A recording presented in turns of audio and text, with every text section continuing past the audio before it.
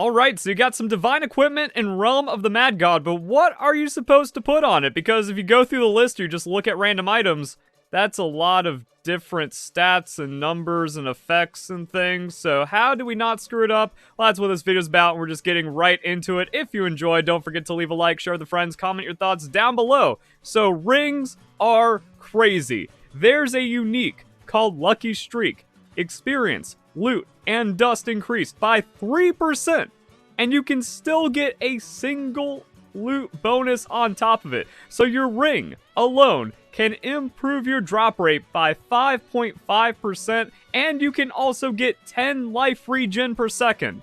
Wait, my character has hundreds of health, why do I want 10 life regen per second? Well, this guy in my comments actually made a really good point about it.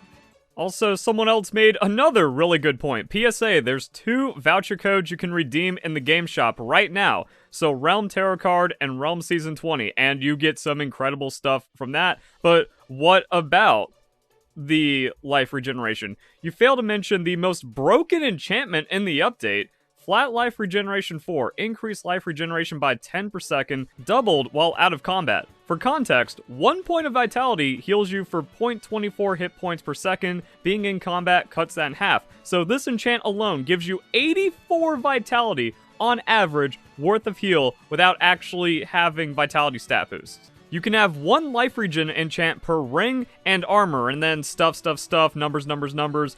Overall, if you can just put this on any garbage, tier 4 ring, tier 7 through 9 armor, and then roll for it, and if you have 2 of these, you have the same amount as a level 90 legendary pet in combat for the life regeneration. So trading level 90 pet healing for 2 of your 16 slots is incredible. And then for the last stat on the ring, you have like trade-offs and stuff. So -5 wisdom or minus whatever on a stat you don't really care about. And then you can get up to 40 life.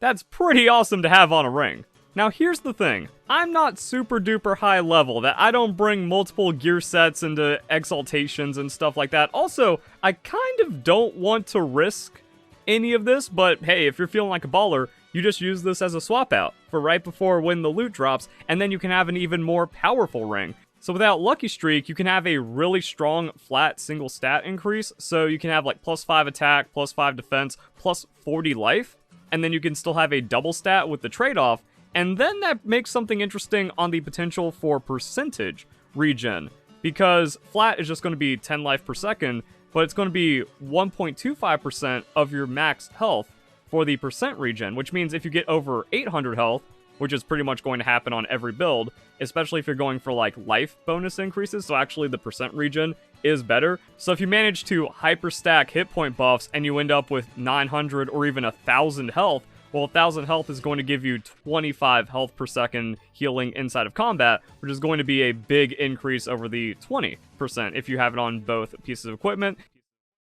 If you don't want any luck enchants whatsoever on your ring, you just want like pure damage, pure stats, you can actually get status effects on your character. So we have on-hit damaging. On hit for at least 20 damage, 35% chance to gain damaging for 7 seconds with a 15% cooldown. So you can get that for armored, berserk, or anything like that. That's just kind of a nice thing. You get tagged, and then you have half uptime to just get damaging for 7 seconds or armored or more things. So you can use that depending on how your build is going. And for the rest of the video, I'm going to show the BIS options, but you have to get rid of something if you want the luck boost, or if you just want like a full luck gear set where every piece has 2.5% loot boost, and then you get the 3%, so you have 13% drop increase.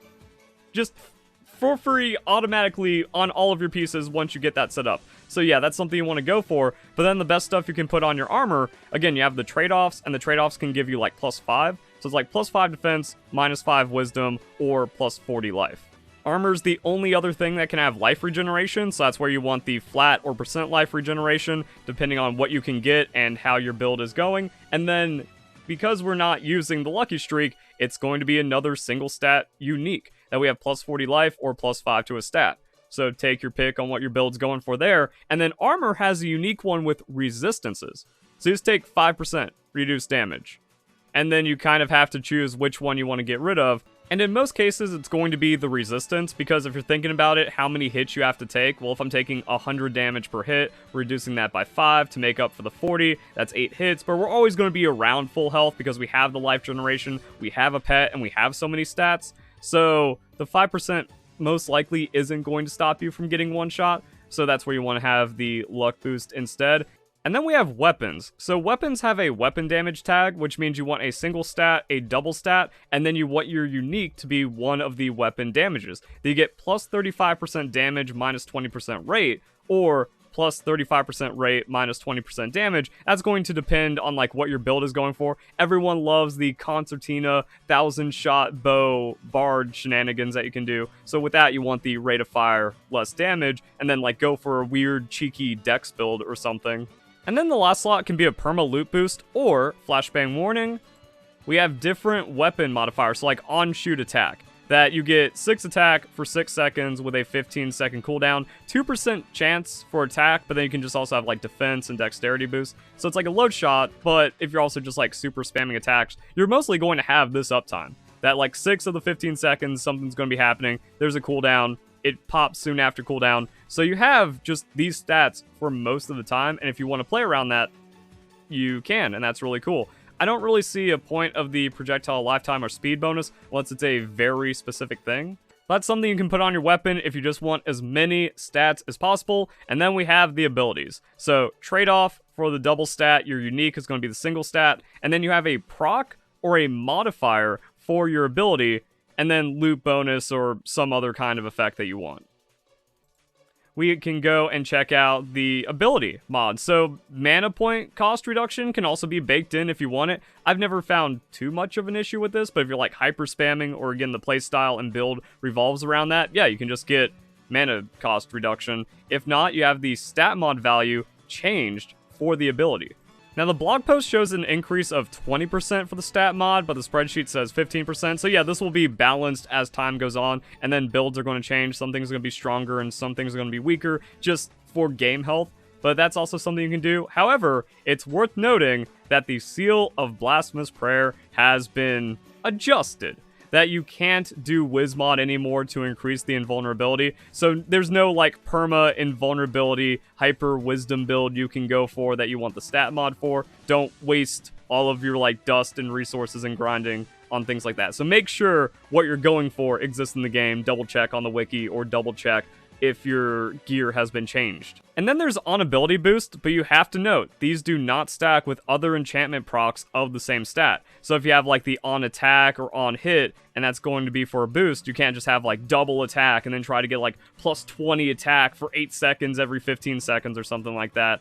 But at least you have a 30% chance on ability to get whatever you're going for. That can be interesting for builds as well. And mana regeneration is also really powerful, so that's another very strong consideration for your ability. And once you go over 300 mana, then you just want the percentage, so it's a lot more clear-cut. Just get percentage mana regen, and you're going to be fine. And then we have the Awakened mod. So this only applies to certain equipment, which you have to check on the spreadsheet. So we have like the Queen Stinger, Behemoth Armor, Corsair Ring, Spider Eye Ring. But you can get extra crazy stuff on this. Plus 50 hit points, plus 5 dex, and then you fire a massive web ball for 800 damage, but it's on the Spider Eye Ring. So even like some really low tier stuff can get an Awakened enchantment that adds a lot of power into it. So we have some iconic stuff like the Staff of the Crystal Serpent, Doombow, and Demon Blade. What's that going to give us? 66% bonus Wiz, and then Wiz 66% bonus Dex. I don't know if there's actually something crazy that can cook with that. If you just go, you know, weapon damage, but then fire rate, and then like attack or something, and just somehow turns into a better tier 13 on the Crystal Serpent. And the Doombow might actually be insane in some certain builds where soul arrows deal 1,111 base damage, but 18% rate of fire. They travel further, and then you also gain 33% attack of wisdom. That might cook. And then 3 Hellfire Slashes on the Demon Blade for a tighter cone. You gain Dex. And then the last thing to note for the video are the percent relative bonuses. This is probably like the final 0.1% min-maxing of the game, where someone's going to have to like really sit down and cook how to get the most out of these stat trade-offs and what's actually possible inside of the game.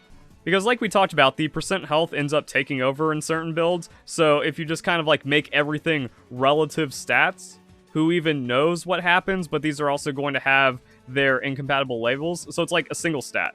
But that means you can't get the plus 40 health from the unique, because that's also a single stat modifier. And then we also have the ones that poach stats off of the other stats, and who knows if there's actually something ridiculous. And I don't really know the math on how it all interacts. Like if you have the warden thing that like cuts your health by 50%, minus 50% hit points equal to HP, plus 100% hit points equal to MP. So I don't know like where the percent health, like how this interacts with the percent health to mana. Does it increase your life by bonus mana and then just cut it 50% off the top?